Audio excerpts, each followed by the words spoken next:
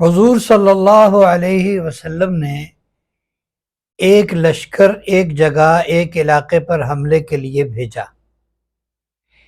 لیکن اللہ کی شان یہ ہوئی کہ ایک صحابی لشکر سے الگ ہو کر پہلے علاقے میں چلے گئے اور سب کو مسلمان کر لیا، اور لشکر بغیر حملہ کیے واپس آ گیا۔ حضور صلی اللہ علیہ وسلم کے سامنے کارگزاری بتائی گئی کہ ان صحابی نے انہیں جا کے پہلے ہی دین کی اسلام کی دعوت دے دی تھی، وہ مسلمان ہو گئے۔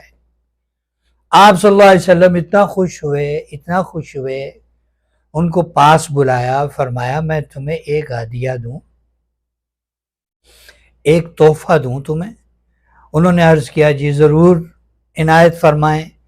تو آپ علیہ السلام نے فرمایا ہر فجر کی نماز کے بعد اور مغرب کی نماز کے بعد 7 دفعہ یہ دعا مانگنا، اللہم اجرنی من النار، اللہم اجرنی من النار، اللہم اجرنی من النار۔